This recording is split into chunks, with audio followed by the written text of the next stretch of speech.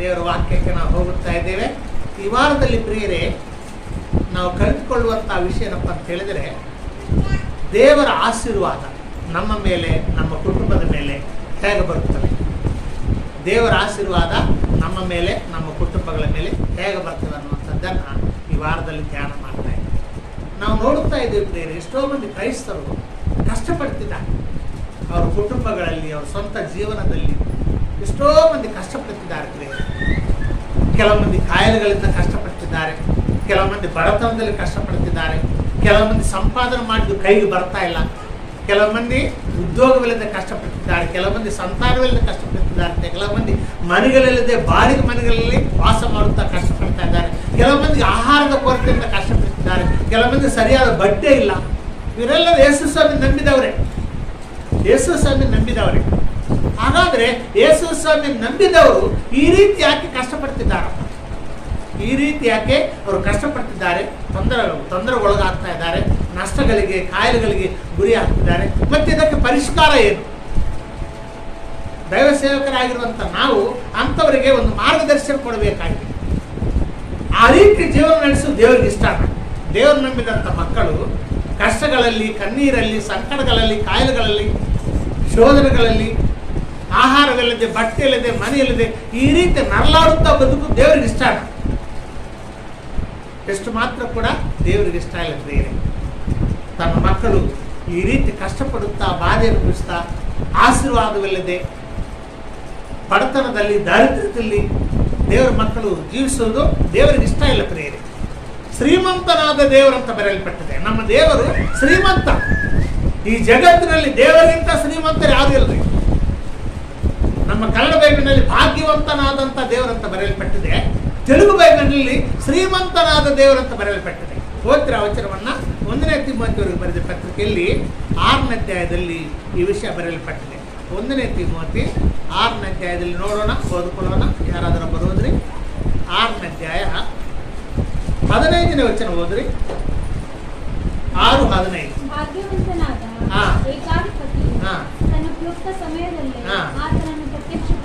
ಸಾಕು. ತೆಲುಗು ಬೈಬಲ್ ಇದೆಯಾ ಯಾರ ಕಡೆ ಆದರೂ? ತೆಲುಗು ಬೈಬಲ್ನಲ್ಲಿ ಓದ್ರಿ. 6:15. ಶ್ರೀಮಂತುಡನು, ಅದ್ವಿತೀಯುಡನು, ಸರ್ವಾಧಿಪತಿ. ಸಾಕು. ಶ್ರೀಮಂತ. ನಮ್ಮ ದೇವರು ಶ್ರೀಮಂತನಾದಂಥ ದೇವರಂತ ಬರೆಯಲ್ಪಟ್ಟಿದೆ ಪ್ರಿಯರೇ. ನಮ್ಮ ದೇವರು ಬಡವನಲ್ಲ. ಮತ್ತು ಶ್ರೀಮಂತರಾಗಿರುವಂಥ ದೇವರು ತನ್ನ ಮಕ್ಕಳು ಬಡವರಾಗಿರ್ಬೇಕಂತ ಆಸೆ ಪಡ್ತಾನ್ರಿ. ಯಾರೇ ಒಬ್ಬ ತಂದೆ, ಭೂಲೋಕದಲ್ಲಿದ್ದಂಥ ಒಬ್ಬ ತಂದೆ ಆತನು ಶ್ರೀಮಂತನಾಗಿದ್ದು ನನ್ನ ಮಕ್ಕಳು ಬಡವರಾಗಿಲ್ಲ ಅಂತ ಬಯಸ್ತಾನ? ಯಾವ ತಂದೆ ಕೂಡ ಬಯಸುವುದಿಲ್ಲ ಪ್ರಿಯರೇ. ತಂದೆ ತನ್ನ ಮಕ್ಕಳು ಇನ್ನು ತನಗಿಂತ ಉನ್ನತ ಸ್ಥಾನಕ್ಕೆ ಹೋಗ್ಬೇಕಂತೇಳಿ ಆಸೆ ಪಡ್ತಾನೆ. ಒಬ್ಬ ಡಾಕ್ಟರ್ MBBS ಓದಿದ್ರೆ ಆ ಮಕ್ಕಳು MBBS ಇನ್ನು PG ಓದಬೇಕಂತ ಬಯಸ್ತಾರೆ. ಅಂದ್ರೆ ಅದಕ್ಕಿಂತ ಉನ್ನತವಾದಂಥ ವಿದ್ಯಾಭ್ಯಾಸ ಓದಬೇಕಂತೇಳಿ ಅವ್ರು ಬಯಸ್ತಾರೆ. ಆದ್ದರಿಂದ ಕ್ರಿಸ್ತಲ್ಲಿ ಪ್ರಿಯರೇ, ಶ್ರೀಮಂತರಾಗಿರುವಂಥ ನಮ್ಮ ದೇವರು ಆತ ನಂಬಿದಂಥ ಮಕ್ಕಳು ಬಡವರಾಗಿ ಕಷ್ಟಗಳಲ್ಲಿ, ಸಂಕಟಗಳಲ್ಲಿ ಜೀವಿಸೋದು ಆತನಿಗೆ ಇಷ್ಟ ಇಲ್ಲ. ಆಶೀರ್ವಾದದಿಂದ ಅವರು ಎಷ್ಟೋ ಉನ್ನತವಾದಂಥ ಸ್ಥಳದಲ್ಲಿ, ಉನ್ನತವಾದಂಥ ಸ್ಥಾನದಲ್ಲಿ ಅವರು ಜೀವನ ನಡೆಸಬೇಕಂತೇಳಿ ದೇವರು ಆಸೆ ಪಡ್ತಿದ್ದಾರೆ. ಹಾಗಾದ್ರೆ ಯಾಕೆ ಕ್ರೈಸ್ತರಿಗೆ ಅದು ಸಿಗ್ತಾ ಇಲ್ಲಪ್ಪ? ಎಷ್ಟೋ ಮಂದಿ ಕ್ರೈಸ್ತರು ಈ ರೀತಿ ಯಾಕೆ ಕಷ್ಟಪಡ್ತಿದ್ದಾರೆ? ಕಷ್ಟಗಳಲ್ಲಿ, ತೊಂದರೆಗಳಲ್ಲಿ, ಸಮಸ್ಯೆಗಳಲ್ಲಿ ಯಾತಕ್ಕಾಗಿ ಕಷ್ಟಪಡ್ತಿದ್ದಾರಪ್ಪ ಅಂತ ಹೇಳಿದರೆ ದೇವರು ಹೇಳುತ್ತಿದ್ದಾನೆ, ನಿಮ್ಮ ಮುಂದೆ 2 ದಾರಿ ನಾನು ಇಟ್ಟಿದ್ದೇನೆ. 2 ದಾರಿ ನಾನು ಇಟ್ಟಿದ್ದೇನೆ. ಒಂದು ಆಶೀರ್ವಾದದ ಹಾದಿ, ಒಂದು ಶಾಪದ ಹಾದಿ. ಒಂದು ಆಶೀರ್ವಾದ ಮಾರ್ಗವನ್ನು ಇಟ್ಟಿದ್ದೇನೆ, ಒಂದು ಶಾಪದ ಮಾರ್ಗವನ್ನು ಇಟ್ಟಿದ್ದೇನೆ. ಯಾವುದು ಬೇಕು ನೀನು ಆರಿಸು. ಆಶೀರ್ವಾದ ಮಾರ್ಗದಲ್ಲಿ ಹೋಗ್ತೀಯೋ ಅಥವಾ ಶಾಪದ ಮಾರ್ಗದಲ್ಲಿ ಹೋಗ್ತೀಯೋ ಅದು ನಿನಗೆ ಬಿಟ್ಟಿದ್ದು. ದೇವರು ಯಾರನ್ನು ಕೂಡ ಬಲವಂತ ಮಾಡುವುದಿಲ್ಲ ಪ್ರಿಯರೇ. ನಮ್ಮ ದೇವರು ಬಲವಂತ ಮಾಡುವಂಥ ದೇವರಲ್ಲ. ನಮ್ಮ ದೇವರು ಪ್ರೀತಿ ಸ್ವರೂಪಿಯಾಗಿದ್ದಾನೆ. ಪ್ರೀತಿಯಿಂದ ನಮಗೆ ಮಾರ್ಗದರ್ಶನ ಕೊಡ್ತಾನೆ. ನೋಡಪ್ಪ, ಈ ಹಾದಿಯಲ್ಲಿ ಹೋದರೆ ನಿನಗೆ ಆಶೀರ್ವಾದ ಸಿಗ್ತದೆ, ಈ ಹಾದಿಯಲ್ಲಿ ಹೋದರೆ ನಿನಗೆ ಕಷ್ಟ ಆಗ್ತದೆ, ನನಗೆ ಸಂಕಟ ಆಗ್ತದೆ, ನನಗೆ ತೊಂದರೆಗಳಾಗ್ತಾವೆ, ಯಾವುದು ಬೇಕು ನೀನು ಆರಿಸು ಅಂಥೇಳಿ ದೇವರು ಇಸ್ರಾಯೇಲರು ಕೇಳುತ್ತಿದ್ದಾರೆ ಪ್ರಿಯರೇ. ನಾವು ಆಧ್ಯಾತ್ಮಿಕವಾದಂಥ ಇಸ್ರಾಯೇಲರು ಪ್ರಿಯರೇ. ಅಬ್ರಹಾಮನ ಸಂತಾನವು ಈ ಶಾರೀರಿಕವಾಗಿ ಇಸ್ರಾಯೇಲ್ ದೇಶದಲ್ಲಿದ್ದಾರೆ, ಅವರು ಭೌತಿಕವಾದಂಥ ಇಸ್ರಾಯೇಲರು. ನಾವು ಆಧ್ಯಾತ್ಮಿಕವಾದಂಥ ಇಸ್ರಾಯೇಲರು. ನಮಗೋಸ್ಕರವಾಗಿ ನಮ್ಮ ಆಶೀರ್ವಾದಕ್ಕಾಗಿ ದೇವರೊಂದು ಮಾರ್ಗವನ್ನು ಏರ್ಪಾಟು ಮಾಡಿಟ್ಟಿದ್ದಾರೆ ಪ್ರಿಯರೇ. ಈಗ ಓದ್ಕೊಳ್ಳೋಣ 26ನೇ ವಚನ, 11:26, ಧರ್ಮೋಪದೇಶ ಕಾಂಡ 11:26. ನೋಡಿರಿ, ಈ ಹೊತ್ತು ನಾನು ಆಶೀರ್ವಾದವನ್ನು ಶಾಪವನ್ನು ನಿನ್ನ ಮುಂದೆ ಸಾಕು. ಪ್ರಿಯರೇ, ಒಂದು ಆಶೀರ್ವಾದದ ದಾರಿ ಇಡುತ್ತಾ ಇದ್ದಾನೆ, ಒಂದು ಶಾಪದ ಹಾದಿ ಇಡುತ್ತಾ ಇದ್ದಾನೆ. ಯಾವುದನ್ನು ನೀನು ಆರಿಸ್ಕೊಳ್ತೀವೋ ಆರಿಸ್ಕೊಪ್ಪ, ಯಾವ ಮಾರ್ಗದಲ್ಲಿ ನೀನು ಹೋಗ್ತೀವೋ ಆರಿಸ್ಕೊ, ಆ ಮಾರ್ಗದಲ್ಲಿ ನೀನು ಹೋಗು. ಆಶೀರ್ವಾದ ಮಾರ್ಗ ಬೇಕೋ ಅಥವಾ ಶಾಪದ ಮಾರ್ಗ ಬೇಕು? ಏನಪ್ಪ ಈಗ ನಾವು ವಿವರವಾಗಿ ತಿಳ್ಕೊಳ್ಬೇಕಾದ್ರೆ ಪ್ರಿಯರೇ, ಹೇಗೆ ನಮಗೆ ಆಶೀರ್ವಾದಗಳು ಬರುತ್ತಪ್ಪ? ದೇವರ ಆಶೀರ್ವಾದಗಳು ಸುಮ್ಮನೆ ಬರೋದಿಲ್ಲ. ಅದಕ್ಕಾಗಿ ನಾವು ದುಡಿಬೇಕಾಗ್ತದೆ, ಅದಕ್ಕಾಗಿ ಕಷ್ಟಪಡಬೇಕಾಗ್ತದೆ, ಪ್ರಯಾಸ ಪಡಬೇಕಾಗ್ತದೆ. ದೇವರನ್ನು ಆಶೀರ್ವಾದ ಮಾಡಪ್ಪ ಅಂತ ಹೇಳಿಬಿಟ್ಟು ಹೋಗ್ಬಿಟ್ರೆ ಅದು ನಡೆಯೋದಿಲ್ಲ. ದೇವರೇ ನನಗೆ ಆಶೀರ್ವಾದ, ನಾವು ಸಂಡೇ ಬರ್ತೀವಿ, ನಾವೆಲ್ಲ ಯೇಸು ಸ್ವಾಮಿ ನಂಬಿದವರೇ, ನಾವೆಲ್ಲ ದೇವರ ರಾಜ್ಯಕ್ಕೆ ಸಂಬಂಧಪಟ್ಟಿದ್ದವರೇ, ಆದರೆ ನನಗೆ ಆಶೀರ್ವಾದ ಮಾಡಪ್ಪ ಅಂತ ಹೇಳ್ಬಿಟ್ಟು ಹೋದ್ರೆ ಅದು ಸಿಗೋದಿಲ್ರಿ. ಆ ರೀತಿ ಸಿಗೋದಿಲ್ಲ. ಒಂದು ಎಕ್ಸಾಂಪಲ್ ಇದು ಕೊಡ್ತಾ ಇದ್ರು ಪ್ರಿಯರೇ. ಸುಮಾರು 30 ವರ್ಷಗಳ ಹಿಂದೆ, 30-35 ವರ್ಷಗಳಾಗಿರ್ಬೋದು, ನಾವು ತುಂಬ ಕಷ್ಟದಲ್ಲಿದ್ದೇವೆ. ಅವಾಗ ಮನೆ ನಡೆಯುವುದೇ ಕಷ್ಟ. ನಾನು ಟೆಂಪರರಿ ಉದ್ಯೋಗ ಮಾಡುತ್ತಾ ಇದ್ದೇನೆ, ಮನೆ ನಡೆಸ್ತಾ ಇದ್ದೇನೆ, ತುಂಬ ಕಷ್ಟದಲ್ಲಿದ್ದೇವೆ. ಯೇಸು ಸ್ವಾಮಿ ನಂಬಿದ್ದೇವೆ, ವಾರ ವಾರ ಚರ್ಚಿಗೆ ಬರ್ತಾ ಇದ್ದೇವೆ. ಅವಾಗಿನ್ನೂ ಪಾಸ್ಟರ್ ಆಗಿರಲಿಲ್ಲ, ಒಬ್ಬ ವಿಶ್ವಾಸಿಯಾಗಿ ಚರ್ಚಿಗೆ ಬರ್ತಾ ಹೋಗ್ತಾ ಸುಮಾರು 38-37 ವರ್ಷಗಳಾಗಿರ್ಬೋದು. ವಿಶ್ವಾಸಿಯಾಗಿ ಚರ್ಚ್ಗೆ ಬರ್ತಾ ಹೋಗ್ತಾ ಇದ್ದೇವೆ. ಪ್ರತಿದಿನ ಚರ್ಚ್ಗೆ ಹೋಗ್ತೇವೆ, ಪ್ರತಿದಿನ ಪ್ರಾರ್ಥನೆ ಕೊಟ್ಟು ಹೋಗ್ತೇವೆ, ದಿನಾಲು ಬೈಬಲ್ ಓದುತ್ತೇವೆ, ಎಲ್ಲ ಮಾಡ್ತಾ ಇದ್ದೇವೆ. ಆದರೆ ತುಂಬ ಕಷ್ಟ, ಮನೆ ನಡೆಯುವುದೇ ಕಷ್ಟ. ಅಂಥ ಪರಿಸ್ಥಿತಿಯಲ್ಲಿದ್ದೇವೆ. ಒಂದು ದಿನ, ಒಂದು ರಾತ್ರಿ ಯೇಸು ಸ್ವಾಮಿ ಕಾಣಿಸ್ಕೊಂಡಿದ್ದಾರೆ. ಯೇಸು ಸ್ವಾಮಿ ಕಾಣಿಸ್ಕೊಂಡು ಕೂಡಲೇ ಓಡೋಡಿ ಹೋಗಿ ನಾನು ಕಾಲು ಹಿಡಿದ್ಬಿಟ್ಟು ನನ್ನ ಆಶೀರ್ವಾದ ಮಾಡಂತ ಹೇಳಿ. ಅವಾಗ ಏನಂದ್ರೆ ಗೊತ್ತಾ, ನಾನು ಯಾಕೆ ಮಾಡಬೇಕು ಆಶೀರ್ವಾದ? ಏನಪ್ಪ, ನಾನು ಯೇಸು ಸ್ವಾಮಿ ನಂಬಿದ್ದೇನೆ, ಮಾನಸಾಂತರ ಪಟ್ಟಿದ್ದೇನೆ, ಚರ್ಚ್ಗೆ ಹೋಗ್ತಾ ಇದ್ದೇನೆ, ಬೈಬಲ್ ಓದ್ತಾ ಇದ್ದೇನೆ, ಪ್ರಾರ್ಥನೆ ಮಾಡ್ತಾ ಇದ್ದೀನಿ, ನಾನು ಪ್ರಾರ್ಥನೆ ಕೊಟ್ಟು ಹೋಗ್ತಾ ಇದ್ದೇನೆ, ನನ್ಗೆ ಆಶೀರ್ವಾದ ಮಾಡಿದ್ರೆ ಯಾಕೆ ಮಾಡ್ಬೇಕಂತಾರಲ್ಲ? ನಾನು ಕೇಳಿದ್ದೆ, ನಾನು ನಂಬಿದ್ದೀನಿ, ನಾನು ಚರ್ಚ್ಗೆ ಹೋಗ್ತಾ ಇದ್ದೀನಿ, ನಾನು ಬೈಬಲ್ ಓದ್ತಾ ಇದ್ದೀನಿ, ಪ್ರಾರ್ಥನೆ ಮಾಡ್ತಾ ಇದ್ದೀನಿ, ಮತ್ತು ಆಶೀರ್ವಾದ ಯಾಕೆ ಕೊಡ್ತಲ್ಲ ಅಂತ ಹೇಳಿದುಕೊಳ್ಳೆ, ನೀನು ನನ್ನ ನಂಬಿದ್ದರಿಂದ ನಿನ್ನ ಪಾಪ ಪರಿಹಾರ ಮಾಡ್ತೀನಿ, ನೀನು ನನ್ನ ನಂಬಿದ್ರಿಂದ ನಿನ್ನ ನರಕದಿಂದ ತಪ್ಪಿಸಿದ್ದೇನೆ, ನೀನು ನನ್ನ ನಂಬಿದ್ರಿಂದ ನಿತ್ಯ ಜೀವ ಕೊಟ್ಟಿದ್ದೇನೆ, ಪವಿತ್ರಾತ್ಮನ ಮುದ್ರೆ ಕೊಟ್ಟಿದ್ದೇನೆ, ನರಕದಿಂದ ತಪ್ಪಿಸಿದ್ದೆ. ಇವೆಲ್ಲ ನಿಮಗೆ ಸಿಗ್ತವೆ. ನೀವು ನಂಬಿದ್ದೀಯಾ, ಪ್ರಾರ್ಥನೆ ಮಾಡ್ತಾ ಇದೆಯಾ, ಚರ್ಚ್ಗೆ ಹೋಗ್ತಾ ಇದ್ದೀಯ, ಇದರಿಂದ ಇವೆಲ್ಲ ನಿಮಗೆ ಸಿಗ್ತವೆ. ಆದರೆ ಆಶೀರ್ವಾದ ಸಿಗುವುದಿಲ್ಲ. ಹಾಗಾದ್ರೆ ಏನು ಮಾಡಲಿ ಅಂತ ಹೇಳಿದ್ರು. ಏನು ಮಾಡಲಿ ನಾನು ಆಶೀರ್ವಾದಕ್ಕಾಗಿ ಅಂತ ಹೇಳಿದ್ಕೊಳ್ಳಿ, ವಾಕ್ಯಗಳನ್ನು ಕೇಳಿದಂಥ ವಾಕ್ಯಗಳನ್ನು ಚೆನ್ನಾಗಿ ಮನನ ಮಾಡೋದ್ರ ಪ್ರಕಾರ ನೋಡುತ್ತಾರೆ. ವಾಕ್ಯಗಳ ಪ್ರಕಾರ ನೀನು ನಡಿ.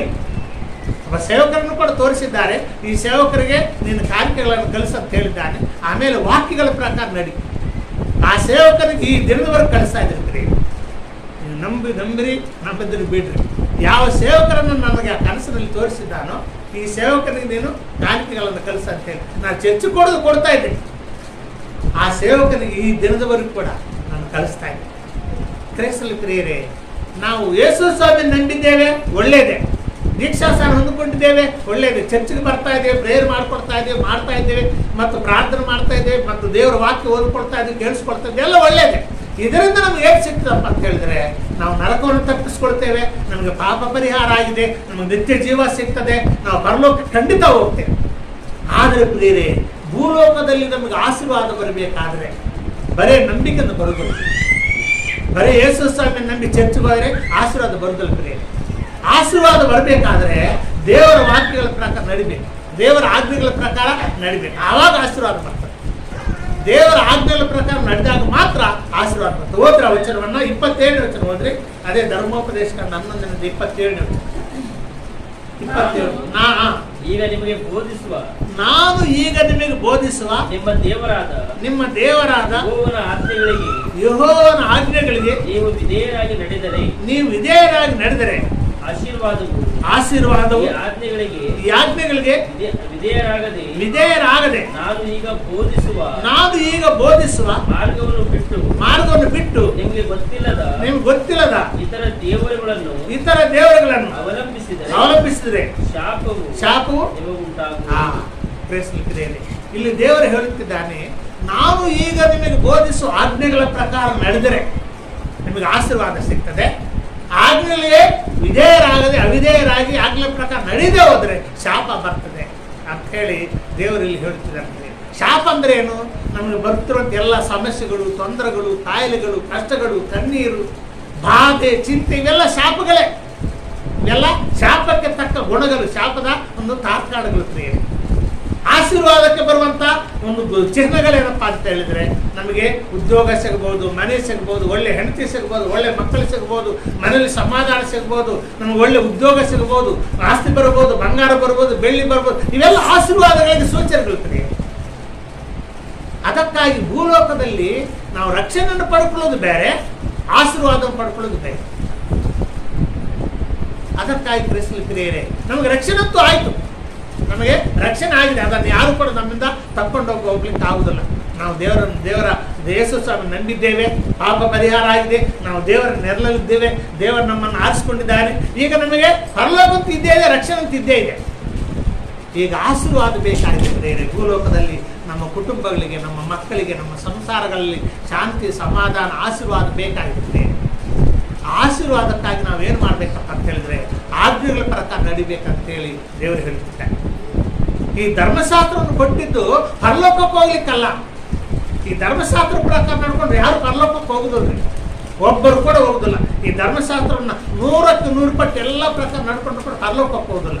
ಪರಲೋಕಕ್ಕೆ ಹೋಗುದು ಯೇಸು ಸ್ವಾಮಿ ನಂಬಿದ್ರೇನೆ. ಯೇಸು ಸ್ವಾಮಿ ನಂಬಿದಾಗ ಪಾಪ ಪರಿಹಾರ ಆಗ್ತದೆ. ಆ ಪಾಪ ಪರಿಹಾರದಿಂದ ನಾವು ಪರಲೋಕ ರಾಜ್ಯಕ್ಕೆ ಬಾಧ್ಯಸ್ಥರಾಗ್ತೇವೆ. ಈ ಧರ್ಮಶಾಸ್ತ್ರವನ್ನು ಪಾಟಿಸಿದ್ರಿಂದ ನಾವು ಪರಲೋಕಕ್ಕೆ ಹೋಗುದಿಲ್ಲ. ಆದರೆ ನಮಗೆ ಧರ್ಮಶಾಸ್ತ್ರವನ್ನು ಯಾಕೆ ಕೊಟ್ಟನಪ್ಪ ಅಂತ ಹೇಳಿದ್ರೆ, ಯಾಜ್ಞೆಗಳನ್ನು ಕೊಟ್ಟಿದ್ದೆ ಯಾಕಪ್ಪ ಅಂತ ಹೇಳಿದ್ರೆ, ಭೂಲೋಕದಲ್ಲಿ ನೆಮ್ಮದಿಯಿಂದ ಬದುಕಲಿಕ್ಕೆ, ಭೂಲೋಕದಲ್ಲಿ ದೇವರ ಆಶೀರ್ವಾದಗಳನ್ನು ಪಡ್ಕೊಳ್ಳಿಕ್ಕದಕ್ಕಾಗಿ ಯಾಜ್ಞೆಗಳನ್ನು ಕೊಟ್ಟಿದ್ದಾರೆ. ಧರ್ಮಶಾಸ್ತ್ರ ಅಂತೇಳಿ ಆಜ್ಞೆಗಳಂತೇಳಿ ಯಾವುದಾದ್ರು ಒಂದೇ. ಧರ್ಮಶಾಸ್ತ್ರದಲ್ಲಿ ಪ್ರಾಮುಖ್ಯವಾದ ಆಜ್ಞೆಗಳೇ. ಆಮೇಲೆ ಕೆಲವು ನಿಯಮಗಳು, ಶಾಸನಗಳಿವೆ. ಈ 10 ಆಜ್ಞೆಗಳೇನಿದ್ದಾವಲ್ಲ, ಅದರ ಪ್ರಕಾರ ನಾವು ಸರಿಯಾಗಿ ನಡ್ಕೊಂಡ್ರೆ ಪ್ರಿಯರೇ, ಭೂಲೋಕದಲ್ಲಿ ಬಡತನವನ್ನು ಓಡಿಸಬೇಕು. ಬಡತನ ಅನ್ನೋದು ನಮ್ಮ ಸಮೀಪಕ್ಕೆ ಬರುವುದಿಲ್ಲ ಪ್ರಿಯರೇ. ಆಜ್ಞೆಗಳ ಪ್ರಕಾರ ನಡೆದರೆ ಬಡತನ ನಮ್ಮ ಸಮೀಪಕ್ಕೆ ಬರುವುದಿಲ್ಲ. ಅದಕ್ಕಾಗಿ ನಾವು ಏನು ಮಾಡಬೇಕಪ್ಪ ಅಂತ ಹೇಳಿದ್ರೆ ಪ್ರಿಯರೇ, ಚರ್ಚಿಗಂತೂ ನಾವು ಬರ್ತಾ ಇದ್ದೇವೆ, ದೇವರ ವಾಕ್ಯಗಳನ್ನು ಕೇಳಿಸ್ಕೊಳ್ತಾ ಇದ್ದೇವೆ, ಆಜ್ಞೆಗಳು ನಮಗೆ ಗೊತ್ತಿದೆ, ದಶಾಜ್ಞೆಗಳು ಎಲ್ಲರಿಗೂ ಗೊತ್ತಿದೆ. ದಿನಾಲೂ ಪರೀಕ್ಷೆ ಮಾಡ್ಕೊಳ್ಬೇಕು. ದಿನಾಲೂ ಸಾಯಂಕಾಲ ನಾವು ನಮ್ಮ ಹಾಸಿಗೆ ಹತ್ರ ಬಂದಾಗ ಪರೀಕ್ಷೆ ಮಾಡ್ಕೊಳ್ಬೇಕು, ನಮ್ಮನ್ನು ನಾವು ಪರೀಕ್ಷೆ ಮಾಡ್ಕೊಳ್ಬೇಕು. ನಿಜವಾಗಿ ನಾನು ಈ ಆಜ್ಞೆಗಳ ಪ್ರಕಾರ ನಡೀತಾ ಇದ್ದೇನೆ. 1ನೇ ಆಜ್ಞೆ ಇದೆ, 2ನೇ ಆಜ್ಞೆ ಇದೆ, 3ನೇ ಆಜ್ಞೆ ಇದೆ, 4ನೇ ಆಜ್ಞೆ ಇದೆ.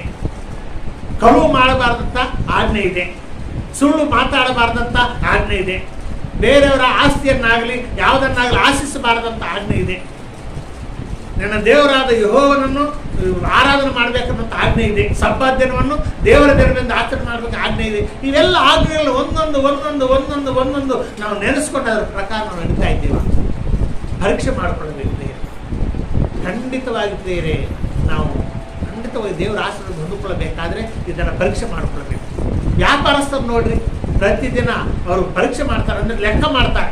ಎಷ್ಟು ಆದಾಯ ಬಂದಿದೆ, ಎಷ್ಟು ಮಾರಾಟ ಆಗಿದೆ, ಲಾಭ ಎಷ್ಟು ಬಂದಿದೆ ಅನ್ನುವಂಥದ್ದನ್ನು ವ್ಯಾಪಾರಸ್ಥರು ಲೆಕ್ಕ ನೋಡ್ತಾರೆ. ಅದೇ ರೀತಿಯಾಗಿ ಪ್ರಿಯರೇ, ನಾವು ದೇವರ ಮಕ್ಕಳಾದರೆ ಆಜ್ಞೆಗಳ ಪ್ರಕಾರ ನಾವು ನಡೀತಾ ಇದ್ದೀನ, ಯಾವುದಾದ್ರೂ ಒಂದು ಆಜ್ಞೆ ಪ್ರಕಾರ ನಡೆದೇ ಇದ್ರೆ ದೇವರ ಮುಂದೆ ಕ್ಷಮೆ ಬೇಡ್ಕೊಳ್ಳೋದು. ದೇವರೇ, ಇಂಥ ಆಜ್ಞೆ ಪ್ರಕಾರ ನಡೀತಾ ಇಲ್ಲಪ್ಪ, ನಡಿಲಿಕ್ಕೆ ಆಗ್ತಾ ಇಲ್ಲಪ್ಪ, ನೀನು ನಮಗೆ ಶಕ್ತಿ ಕೊಡಿಸುವಾಗ ಅದರ ಪ್ರಕಾರ ನಡೀಲಿಕ್ಕೆ ನಮಗೆ ಶಕ್ತಿ ಕೊಡಪ್ಪ ಅಂತೇಳಿ ದೇವರಲ್ಲಿ ಬೇಡಿದರೆ ಖಂಡಿತವಾಗಿ ಶಕ್ತಿ ಕೊಡ್ತಾ ಇರ್ತೀರಿ. ನಮಗೆ ಆಜ್ಞೆಗಳನ್ನು ಕೊಟ್ಟಿದ್ದೇ ಅದಕ್ಕಾಗಿ ಕ್ರಿಸ್ತನ ಪ್ರಿಯರೇ, ಹೇಗಾದರೂ ನಾವು ರಕ್ಷಣೆ ಹೊಂದಿದ್ದೇವೆ, ಪಾಪ ಪರಿಹಾರ ಆಗಿದೆ, ಪರಲೋಕ ರಾಜ್ಯಕ್ಕೆ ಬಾಧ್ಯಸ್ಥರೇ, ನಿತ್ಯ ಜೀವನ ನಮಗೆ ಸಿಕ್ಕಿದೆ. ಯಾವ ಗಳಿಗೆ ನಾವು ಭೂಲೋಕ ಯಾತ್ರ ಮುಗಿಸೋದು ಕೂಡ ಪರಲೋಕಕ್ಕೆ ಹೋಗ್ತದೆ, ಅದು ಮಾತ್ರ ಸತ್ಯ. ಯಾರೂ ಕೂಡ ನಮ್ಮನ್ನು ತಡಲಿಕ್ಕೆ ಆಗುದಿಲ್ಲ. ಸೈತಾನನು ತನ್ನ ಎಲ್ಲ ಕೋಟಾನು ಕೋಟಿ ಅಪವಿತ್ರಾತ್ಮನ್ನು ತೆಗೆದುಕೊಂಡು ಬಂದು ಎದುರು ನಿಂತರೂ ಕೂಡ ಅವುಗಳಿಗೆ ನಮ್ಮನ್ನು ನಿಲ್ಲಿಸಲಿಕ್ಕೆ ಆಗುದಿಲ್ಲ. ನಾವು ಪರಲೋಕ ರಾಜ್ಯಕ್ಕೆ ಬಾಧ್ಯಸ್ಥರೇ. ಆದರೆ ಪ್ರಿಯರೇ, ಭೂಲೋಕದಲ್ಲಿ ಕಷ್ಟಗಳನ್ನು ಜಯಿಸಿಕೊಂಡು, ಈ ಶಾಪಗಳನ್ನು ಜಯಿಸಿಕೊಂಡು ನಾವು ಮುಂದಕ್ಕೆ ಹೋಗಬೇಕಾಗಿದೆ ಪ್ರಿಯರೇ. ಎಷ್ಟೋ ಮಂದಿ ವ್ಯಾಧಿಗಳಿಂದ ಹಾಸ್ಪಿಟಲ್ಗಳಲ್ಲಿ ನರಳಾಡುತ್ತಾ ಇದ್ದಾರೆ. ಎಷ್ಟೋ ಮಂದಿ ಬಡತನದಿಂದ ಸರಿಯಾದ ಆಹಾರವಿಲ್ಲದೆ ಅವರು ಎಷ್ಟೋ ನರಳಾಡುತ್ತಾ ಇದ್ದಾರೆ ಪ್ರಿಯರೇ. ಈ ರೀತಿ ದೇವರು ನಂಬಿದಂಥ ಮಕ್ಕಳು, ಪರಲೋಕ ರಾಜ್ಯಕ್ಕೆ ಬಾಧ್ಯಸ್ಥರಾಗಿದ್ದವರು ಭೂಲೋಕದಲ್ಲಿ ಕಷ್ಟಪಡ್ತಿದ್ದಾರೆ. ನಮ್ಮನ್ನು ನಾವು ಪರೀಕ್ಷೆ ಮಾಡ್ಕೊಳ್ಬೇಕು. ನಾವೆಲ್ಲಿ ತಪ್ಪಿದ್ದೇವೆ, ಯಾವ ಯಾವ ಆಜ್ಞೆ ನಾವು ಮೀರುತ್ತಾ ಇದ್ದೇವೆ, ಯಾವ ಆಜ್ಞೆ ಪ್ರಕಾರ ನಾವು ನಡೀತಾ ಇಲ್ಲ. ದೇವರ ವಾಕ್ಯ ಹೇಳುತ್ತದೆ, ಈ ಆಜ್ಞೆಗಳ ಪ್ರಕಾರ ನೀವು ನಡೆದರೆ ನಿಮಗೆಲ್ಲ ಶುಭವಾಗ್ತದೆ. ನಿಮಗೆ ಮನೆಯಲ್ಲಿಯೂ ಆಶೀರ್ವಾದವಾಗ್ತದೆ, ಹೊಲದಲ್ಲಿ ಆಶೀರ್ವಾದವಾಗ್ತದೆ, ನಿಮ್ಮ ಆದಾಯದಲ್ಲಿ ಹೆಚ್ಚಾಗ್ತದೆ. ನಿಮ್ಮ ಶತ್ರುಗಳು ನಿಮ್ಮ ಯುದ್ಧಕ್ಕೆ ಬಂದರೆ ನಿಮ್ಮಿಂದ ಓಡೋಗ್ತಾರೆ. ನೀವು ಅನೇಕರಿಗೆ ಸಾಲ ಕೊಡ್ತೀರಿ ಹೊರತು ನೀವು ಸಾಲ ತಕ್ಕೊಳ್ಳೋದಿಲ್ಲ. ನಿಮ್ಮ ತಕ್ಕ ಕಾಲದಲ್ಲಿ ಮಳೆ ಬೀಳ್ತದೆ, ನಿಮ್ಮ ಪೈರು ಚೆನ್ನಾಗಿ ಬೆಳೆಯುತ್ತದೆ, ನಿಮ್ಮ ಪಶುಗಳು, ದನಗಳು, ಕುರಿಗಳು ಹೆಚ್ಚಾಗ್ತವೆ. ಅಂದರೆ ಈ ಆಜ್ಞೆಗಳ ಪ್ರಕಾರ ನಡ್ಕೊಂಡ್ರೆ ಆ ರೀತಿ ಆಗ್ತದೆ. ನಡಿಲಿಲ್ಲ ಅಂತ ಹೇಳಿದ್ರೆ ಶಾಪ ಒಂದೊಂದು ನಮ್ಮ ಮೇಲೆ ಶಾಪ ಬರ್ತದೆ ಪ್ರಿಯರೇ. ಈ ದೇವರ ಆಜ್ಞೆಗಳನ್ನು ಕೊಟ್ಟಿದ್ದೇ ನಮಗೆ ಇದಕ್ಕೆ ಪ್ರಿಯರೇ. ಭೂಲೋಕದಲ್ಲಿ ನಾವು ಸುಖವಾಗಿ ಬಾಳುವುದಕ್ಕಾಗಿ ದೇವರ ಆಜ್ಞೆಗಳನ್ನು ಕೊಟ್ಟಿದ್ದಾರೆ. ಅದಕ್ಕಾಗಿ ನಮ್ಮನ್ನು ನಾವು ಪರೀಕ್ಷೆ ಮಾಡಿಕೊಳ್ಳಬೇಕು. ಪರಲೋಕಕ್ಕೆ ಹೋಗ್ಲಿಕ್ಕಲ್ಲ. ಈ ದಶಾಜ್ಞೆಗಳನ್ನು ಕೊಟ್ಟಿದ್ದು ನಾವು ಪರಲೋಕಕ್ಕೆ ಹೋಗ್ಲಿಕ್ಕಲ್ಲ. ಯಾವ ವ್ಯಕ್ತಿ ಕೂಡ, ನಾನು ಹೇಳ್ತಾ ಇದ್ದೆ ಪ್ರಿಯರೇ, ಈ ದಶಾಜ್ಞೆಗಳ ಪ್ರಕಾರ ಪೂರ ನಡೆದರೂ ಕೂಡ, ಈ 10 ಆಜ್ಞೆಗಳ ಪ್ರಕಾರ ಪೂರ ನಡೆದರೂ ಕೂಡ ಯೇಸು ಸ್ವಾಮಿ ನಂಬದಿದ್ರೆ ಅವ್ನು ನರಕಕ್ಕೆ ಹೋಗ್ತಾನೆ. ಯೇಸು ಸ್ವಾಮಿ ನಂಬದಿದ್ರೆ ಅವ್ನು ನರಕಕ್ಕೆ ಹೋಗ್ತಾನೆ. ಅದಕ್ಕಾಗಿ ಪ್ರಿಯರೇ, ಯೇಸು ಸ್ವಾಮಿ ನಂಬುವುದು ಬೇರೆ, ದಶಾಜ್ಞೆಗಳ ಪ್ರಕಾರ ನಡೆಯುವುದು ಬೇರೆ. ಈಗ ಆಲ್ರೆಡಿ ಯೇಸು ಸ್ವಾಮಿ ನಂಬಿದ್ದೇವೆ ಪ್ರಿಯರೇ. ಈಗ ದಶಾಜ್ಞೆಗಳ ಪ್ರಕಾರ ಒಂದೊಂದು ಆಜ್ಞೆ ನಾವು ಪ್ರಯತ್ನ ಮಾಡಬೇಕ್ರಿ. ಭೂಲೋಕದಲ್ಲಿ ನಾವು ಆಶೀರ್ವಾದ ಪಡ್ಕೊಳ್ಬೇಕಾಗಿದೆ. ಒಬ್ಬ ದೈವ ಸೇವಕರಿದ್ದಾರೆ, ಡಾಕ್ಟರ್ ಬಿಲ್ಲಿ ಗ್ರಾಮ್ ಅಂತೇಳಿ. ಅವರು ಪ್ರಪಂಚದ ಎಲ್ಲ ಕಡೆ ತಿರುಗಿ ದೇವರ ಸೇವೆ ಮಾಡಿದ್ದವರು. ಒಳ್ಳೆ ಪ್ರಧಾನಮಂತ್ರಿಗಳು, ಪ್ರೆಸಿಡೆಂಟ್ಗಳು ಕೂಡ ಅವರನ್ನು ಗೌರವಿಸ್ತಾರೆ. ಅಮೆರಿಕ ದೇಶದಲ್ಲಿ ಆ ಪಾರ್ಲಿಮೆಂಟಲ್ಲಿ ಕರೀತಾರೆ ಅವರಿಗೆ ಬಿಲ್ಲಿ ಗ್ರಾಮ್ರನ್ನ. ಯಾವುದಾದ್ರೂ ಒಂದು ಗೌರ್ಮೆಂಟ್ ಪ್ರಾರಂಭ ಮಾಡುವುದಾದರೆ ಬಿಲ್ಲಿ ಗ್ರಾಮ್ ಅವರು ಬಂದು ಅಲ್ಲಿ ಹೋಗಿ ಪ್ರೇಯರ್ ಮಾಡಿದ ನಂತರ ಆ ಗೌರ್ಮೆಂಟಲ್ಲಿ ಸ್ಟಾರ್ಟ್ ಆಗ್ತದೆ. ಅಂಥ ಒಂದು ರೆಸ್ಪೆಕ್ಟ್ ಅವ್ರಿಗಿದೆ, ಅಂಥ ದೊಡ್ಡ ಸೇವಕರು. ಒಂದಾನೊಂದು ದಿನದಲ್ಲಿ ಯಾವುದೋ ಒಂದು ದೇಶಕ್ಕೆ ಸುವಾರ್ತೆನ ಸಾರ್ಲಿಕ್ಕೆ ಹೋಗಿದ್ದಾರೆ. ಒಳ್ಳೆ ಸೂಟ್ ಹಾಕ್ಕೊಂಡು ಹೋಗಿದ್ದಾರೆ. ಸುಮಾರು 40,000-50,000 ರೂಪಾಯಿ ಬೆಳೆ ಬಾಳುವಂಥ ಸೂಟ್ ಹಾಕ್ಕೊಂಡು ಹೋಗಿದ್ದಾರೆ.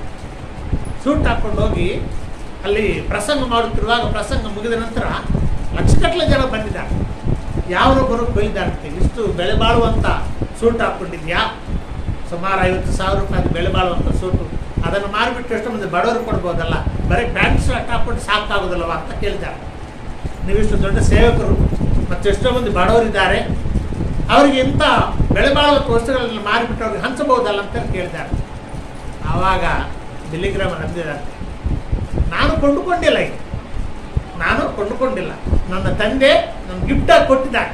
ಯಾರೊಬ್ಬರು ಬಂದು ಗಿಫ್ಟಾಗಿ ಕೊಟ್ಟು ನಾನು ಕೊಂಡುಕೊಂಡಿದ್ದಲ್ಲ. ಒಂದು ವೇಳೆ ಅಂಥವ್ರು ಯಾರಾದರೂ ಇದ್ದರೆ, ಕಷ್ಟದಲ್ಲಿ ಸಂಕಟದಲ್ಲಿದ್ದರೆ ಅವ್ರು ದೇವರನ್ನು ಬೇಡಲಿ, ದೇವರು ಕೊಡ್ತಾರೆ. ಅವರು ದೇವರ ವಾಕ್ಯದ ಪ್ರಕಾರ ನಡೀಲಿ, ದೇವರು ಕೊಡ್ತಾರೆ. ದೇವರು ಯಾರಿಗೂ ಪಕ್ಷಪಾತಿ ಅಲ್ಲ. ದೇವರ ಮಾರ್ಗದಲ್ಲಿ ನಡೆದಂಥ ಪ್ರತಿಯೊಬ್ಬರಿಗೆ ದೇವರು ಸಮೃದ್ಧಿಯಾಗಿ ಕೊಡ್ತಾರೆ. ಯೋಹಾನ 10:10 ಬರೆಯಲ್ಪಟ್ಟಿದೆ, ಕುರಿಗಳಿಗೆ ಜೀವ ಕೊಡ್ಲಿಕ್ಕೆ, ಅದು ಸಮೃದ್ಧಿಯಾಗಿ ಕೊಡ್ಲಿಕ್ಕೆ ನಾನು ಬಂದಿದ್ದೀನಿ ಅಂತ ಹೇಳಿ ಯೇಸು ಹೇಳ್ತಾರೆ. ಸಮೃದ್ಧಿಯಾಗಿ ಕೊಡ್ತಾನ್ರಿ, ಅಲ್ಪ ಸ್ವಲ್ಪ ಅಲ್ಲ. ದೇವರು ನಮ್ಗೆ ಕೊಡೋದು ಅಲ್ಪ ಸ್ವಲ್ಪ ಅಲ್ಲ, ಸಮೃದ್ಧಿಯಾಗಿ ಕೊಡ್ತಾನೆ. ಯಾವುದು ಕೊಟ್ಟು ಕೂಡ ಸಮೃದ್ಧಿಯಾಗಿ ಕೊಡ್ತಾನೆ, ಕೊರತೆ ಇಲ್ಲದ ಹಾಗೆ. ದಾವೀದ ಮಹಾರಾಜನು ಹೇಳುತ್ತಾನೆ, ಯೆಹೋವನು ನನ್ನ ಕುರುಬನು, ನಾನು ಕೊರತೆ ಪಡೆದೆ. ಹಸಿರುಗಾವಳೆಗಳಲ್ಲಿ ಆತ ನನ್ನನ್ನು ತಂಗಿಸುತ್ತಾನೆ. ಕ್ರಿಸ್ತನಲ್ಲಿ ಪ್ರಿಯರೇ, ನಿಜವಾಗಿ ನಾವು ದೇವರನ್ನು ನಂಬಿ ಈ ದೇವರ ಆಜ್ಞೆಗಳ ಪ್ರಕಾರ ನಡೀತಾ ಇದ್ದಾರೆ ಪ್ರಿಯರೇ, ಯಾವ ವಿಷಯದಲ್ಲಿ ಕೂಡ ನಮಗೆ ಕಡಿಮೆ ಆಗುವುದಿಲ್ಲ ಪ್ರಿಯರೇ. ಎಲ್ಲ ಸಮೃದ್ಧಿಯಾಗಿ ಕೊಟ್ಟು ಬಿಡ್ತಾರೆ. ವಿರೋಧಿಗಳು ಬಂದರೂ ಕೂಡ ಓಡೋಗ್ತಾರೆ. ಓದಿರ ವಚನವನ್ನು ಧರ್ಮೋಪದೇಶ ಕಾಂಡದಲ್ಲಿ 28ನೇ ಅಧ್ಯಾಯದಲ್ಲಿ ನೋಡಿ, 7ನೇ ವಚನ. ಧರ್ಮೋಪದೇಶ ಕಾಂಡ 28ನೇ ಅಧ್ಯಾಯ 7ನೇ ವಚನ. ಯಾರಾದ್ರೂ ಬರೋದ್ರಿ? ನಿಮ್ಮ ಮೇಲೆ ಬರುವ ಶತ್ರುಗಳು ನಿಮ್ಮಿಂದ ಸೋತು ಹೋಗುವಂತೆ ಯೆಹೋವನು ಮಾಡುವನು. ಅವರು ಒಂದೇ ದಾರಿಯಿಂದ ನಿಮ್ಮ ಮೇಲೆ ಬಂದರು 7 ದಾರಿಗಳಿಂದ ಓಡಿ ಹೋಗುವುದು. ಕ್ರಿಸ್ತನಲ್ಲಿ ಪ್ರಿಯರೇ, ದೇವರ ಆಜ್ಞೆಗಳ ಪ್ರಕಾರ ನಾವು ನಡೀತಾ ಇದ್ದೀರಿ ಪ್ರಿಯರೇ. ಶತ್ರುಗಳು ಬಂದರೂ ಕೂಡ ಓಡೋಗ್ತಾರೆ. ನಾವು ಯುದ್ಧ ಮಾಡುವಂಥ ಅವಶ್ಯಕತೆ ಇಲ್ಲ, ಅವ್ರು ಓಡೋಗ್ತಾರೆ. ಈ ದಿನಗಳಲ್ಲಿ ಯುದ್ಧಗಳಿಲ್ಲದವ್ರಿ ಅಂತ ಕೇಳ್ಬೋದು. ಕ್ರಿಸ್ತನಲ್ಲಿ ಪ್ರಿಯರೇ, ಈ ದಿನಗಳಲ್ಲಿ ಕೂಡ ನಮಗೆ ಅಕ್ಕಪಕ್ಕದಲ್ಲಿ, ಕುಟುಂಬಗಳಲ್ಲಿ, ರಕ್ತ ಸಂಬಂಧಿಕರಲ್ಲಿ ಶತ್ರುಗಳಿದ್ದಾರೆ. ಅಂಥವರನ್ನು ದೇವರು ಸೋಲಿಸಿಬಿಡ್ತಾನೆ ಪ್ರಿಯರೇ. ನಾವು ನಿಜವಾಗಿ ದೇವರ ಮಾರ್ಗದಲ್ಲಿದ್ದರೆ, ದೇವರ ವಾಕ್ಯದ ಪ್ರಕಾರ ನಾವು ನಡೀತಾ ಇದ್ದರೆ ಆ ರೀತಿ ದೇವರು ಸಹಾಯ ಮಾಡ್ತಾರೆ. 28ನೇ ಅಧ್ಯಾಯದಲ್ಲಿ ಪೂರ್ತಿ ನೀವು ಓದಿದ್ದೀರಿ ಪ್ರಿಯರೇ. ಆಶೀರ್ವಾದ, ಒಂದು ಕಡೆ ಆಶೀರ್ವಾದಗಳಿವೆ, ಒಂದು ಕಡೆ ಶಾಪಗಳಿವೆ. ನಾವು ದೇವರ ಮಾತಿನ ಪ್ರಕಾರ, ದೇವರ ಆಜ್ಞೆ ಪ್ರಕಾರ ನಡೀತಾ ಇದ್ರೆ ಪ್ರೇರೆ, ಆಶೀರ್ವಾದಗಳು ಒಂದರ ಮೇಲೆ ಒಂದು ಆಶೀರ್ವಾದ ಬರ್ತಾನೆ ಇರ್ತಾರೆ. ಯಾರು ತಡಲಿಕ್ಕಾಗುದಿಲ್ಲ, ಸೈತಾನ ಕೂಡ ತಡಲಿಕ್ಕಾಗುದಿಲ್ಲ. ಈ ಆರಾಧನಾ ಸಮಯದಲ್ಲಿ ನಾನು ಹೇಳುತ್ತಾ ಇದ್ದೀನಿ ಪ್ರೇರೆ, ಬಡತನವನ್ನು ನಾವು ಜಯಿಸ್ಕೊಳ್ಬೇಕಾದ್ರೆ ದೇವರ ಆಜ್ಞೆಯ ಪ್ರಕಾರ ನಾವು ನಡಿಬೇಕು. ಸಾಯಂಕಾಲ ರಾತ್ರಿ ನಾವು ಹಾಸಿಗೆ ಹತ್ರ ಬಂದಾಗ ಪರೀಕ್ಷೆ ಮಾಡ್ಕೊಳ್ಬೇಕು. ಯಾವ ಆಜ್ಞೆ ಪ್ರಕಾರ ನಾವು ತಪ್ಪುತ್ತಾ ಇದ್ದೇನೆ, ಯಾವ ಆಜ್ಞೆ ಪ್ರಕಾರ ನಾನು ನಡೀತಾ ಇದ್ದೇನೆ. ಸುಳ್ಳು ಹೇಳಬಾರ್ದಂತ ಆಜ್ಞೆ ಇದೆ, ಸುಳ್ಳು ಸಾಕ್ಷಿ ಹೇಳಬಾರ್ದಂತ ಆಜ್ಞೆ ಇದೆ, ಕಳುವು ಮಾಡಬಾರ್ದಂತ ಆಜ್ಞೆ ಇದೆ, ಬೇರೆಯವರ ಆಸ್ತಿಯನ್ನು ಆಸೆ ಪಡಬಾರ್ದಂತ ಆಜ್ಞೆಗಳಿವೆ.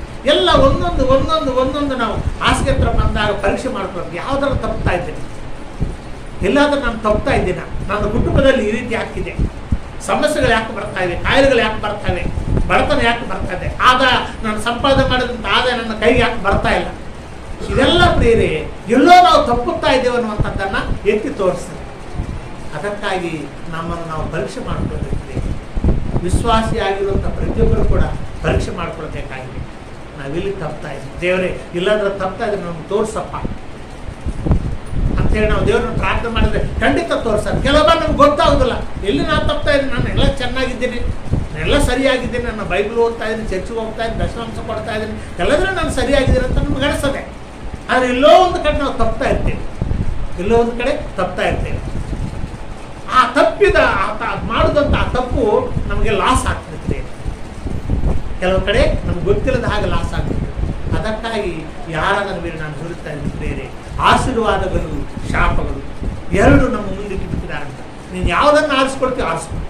ಬೈ ಚಾನ್ಸ್ ಈಗ ಶಾಪ ಬಂದು ಬಿಟ್ಟಿದಪ್ಪ, ಕಷ್ಟ ಬಂದು ಬಿಟ್ಟಿದೆ, ಮತ್ತು ಜಯಿಸೋದು ಹೇಗೆ? ನಮ್ಮ ಮನೆಯಲ್ಲಿ ಸಂಕಟಗಳಿವೆ, ಕಾಯಿಲೆಗಳಿವೆ, ಸರಿಯಾಗಿ ಆಹಾರ ಇಲ್ಲ, ಹೊಟ್ಟೆ ತುಂಬ ಆಹಾರ ಇಲ್ಲ, ಸರಿಯಾದ ಬಟ್ಟೆ ಇಲ್ಲ, ನಮ್ಮ ಮನೆ ಇಲ್ಲ, ಈ ರೀತಿ ಕಂಗಾಲಾಗಿದ್ದೇವೆ, ಅಂತ ಪರಿಸ್ಥಿತಿಯಲ್ಲಿದ್ದೇವೆ. ನಾವು ಕ್ರೈಸ್ತರೇ ಯೇಸು ಸ್ವಾಮಿ ನಂಬಿದ್ದೇವೆ, ಮತ್ತು ಜಯಿಸೋದು ಹೇಗೆ? ಇದನ್ನು ಯಾವ ರೀತಿ ಜಯಿಸಬೇಕಂತ ನನ್ನ ಕೇಳ್ಬೋದು. ಬೈಬಲ್ ಹೇಳುವುದೇನಪ್ಪ ಅಂತ ಹೇಳಿದ್ರೆ, ಶಾಪಗಳನ್ನು ಕೂಡ ಆಶೀರ್ವಾದಗಳನ್ನಾಗಿ ಬದಲಾಯಿಸ್ತಾರಂತೆ ದೇವರು ಶಾಪಗಳನ್ನು ಕೂಡ ಆಶೀರ್ವಾದಗಳನ್ನು ಬದಲಾಯಿಸ್ತಾರಂತೆ. ನಾವು ಮಾಡಬೇಕಾದಂಥ ಕಾರ್ಯಗಳು ತೋರಿಸ್ತೀನಿ ನಿಮಗೆ. ನೆಹಮ್ಯ ಗ್ರಂಥದ ತೆಗಿರಿ, 13ನೇ ಅಧ್ಯಾಯದಲ್ಲಿ ಇವು ನಮಗೆ ಸಿಗ್ತದೆ. ನೆಹಮ್ಯ ಪುಸ್ತಕ 13ನೇ ಅಧ್ಯಾಯ,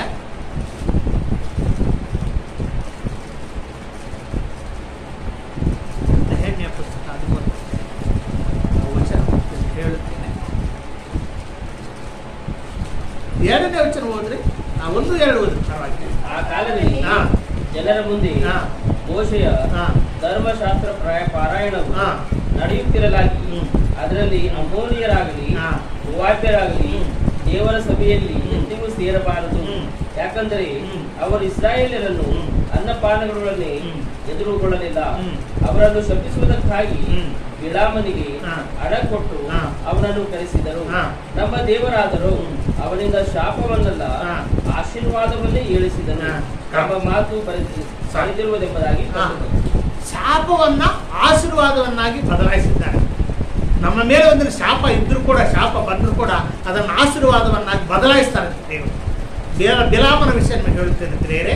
ಬಿಲಾಮ್ ಎಂಬ ಆತ ಒಬ್ಬ ದೇವರ ಭಕ್ತ. ದೇವರು ಅವನಿಗೊಂದು ವರ ಕೊಟ್ಟಿದ್ದ.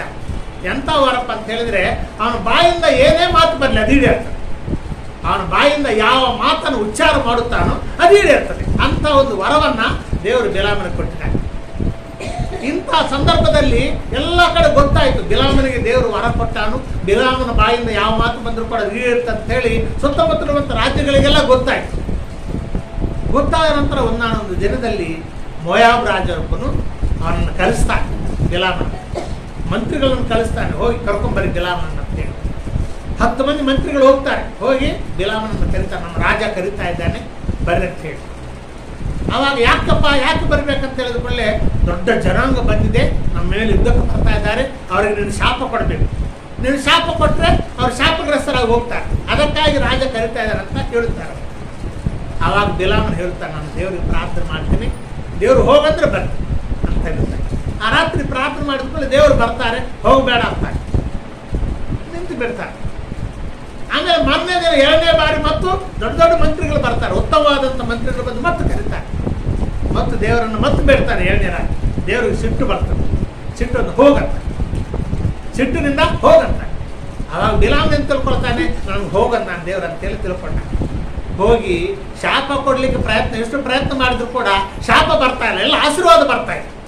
ಎಲ್ಲ ಅವನ ಬಾಯಿಂದ ಆಶೀರ್ವಾದನ ಬರ್ತಾ ಇದೆ, ಶಾಪ ಬರ್ತಾ ಇಲ್ಲ. ಬೈಬಲ್ ಹೇಳುತ್ತದೆ ಶಾಪಗಳನ್ನ ಆಶೀರ್ವಾದಗಳನ್ನಾಗಿ ಬದಲಾಯಿಸಿದ್ದಾರೆ. ನಾನು ಈ ಮಧ್ಯಾಹ್ನ ಸಮಯದಲ್ಲಿ ಪ್ರೇರೆ ನಮಗೆ ಹೇಳುತ್ತಾ ಇದ್ದ ಪ್ರೇರೆ, ಒಂದು ವೇಳೆ ನಮ್ಮ ಮೇಲೆ ಶಾಪಗಳಿದ್ರೆ, ಏನಾದರೂ ಸಂಕಟಗಳಿದ್ರೆ, ಏನಾದರೂ ತೊಂದರೆಗಳಿದ್ರೆ, ಏನಾದರೂ ಕಾಯಿಲೆಗಳಿದ್ರೆ ಯಾವ ರೀತಿ ಹೋಗ್ತಾವಪ್ಪ, ನಮ್ಗೆ ಆಶೀರ್ವಾದವಾಗಿ ಯಾವ ರೀತಿ ಬದಲಾಯಿಸಲ್ಪಡ್ತದೆ ಅನ್ನುವಂಥದ್ದನ್ನು ಯಾರ ನನ್ನ ಮೇಲೆ ಪ್ರೇರೆ ನಾನು ತಿಳಿಸ್ತಾ ಇದ್ದೀನಿ. ಯಾವ ರೀತಿ ದೇವರು ನಮಗೆ ಬಂದಿರುವಂಥ ಶಾಪಗಳನ್ನು ಆಶೀರ್ವಾದವನ್ನು ಬದಲಾಯಿಸ್ತಾರೆ.